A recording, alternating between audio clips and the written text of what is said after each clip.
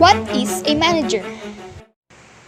Manager is someone who is in charge of an organization or subgroup.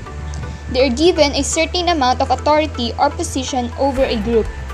Simply having a certain position in the organizational structure results in the possession of status. And the manager's status in the organization is what leads to the various roles. Interpersonal role. One of the interpersonal role is figurehead, or the head of the organizational unit, and are responsible for performing certain ceremonial duties. These duties can include taking newly hired employees out to lunch, attending the wedding of an employee, or even meeting with foreign dignitaries. And the next role is the leader. They are accountable for the work and performance of their subordinates.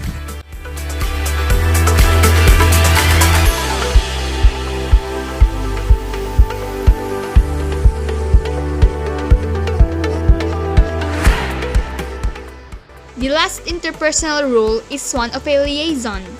Managers serve as a connection between the organization or subunit to those outside of it.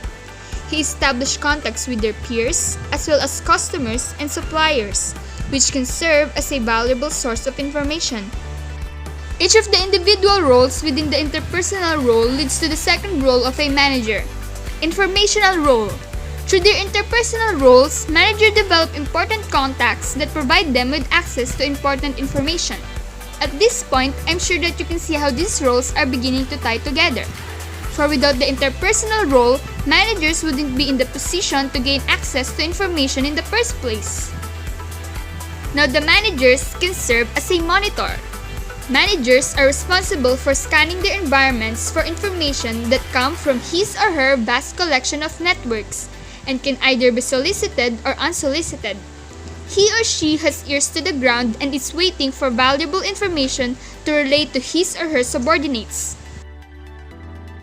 Once the manager collects this information, they are now in a position to disseminate that information to their organization or subunit.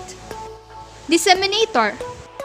Without the manager, the subordinates won't have access to information, since they likely lack the vast network of contacts that managers possess.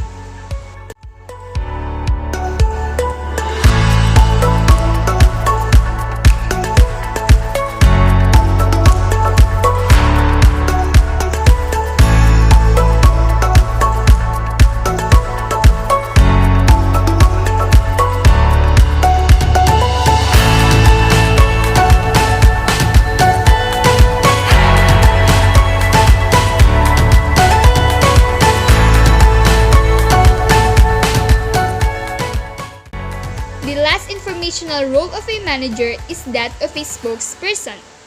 Managers also send information to people on the outside.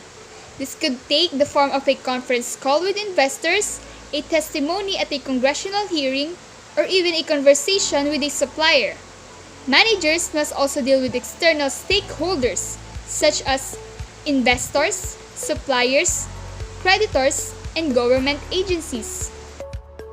Decision-making. Due to their informational roles, managers now have access to what is needed to make decisions. With the manager's role as a decision maker, they also serve as an entrepreneur. Managers seek to utilize their information for the purpose of improving their organization. Manager is also the disturbance handler.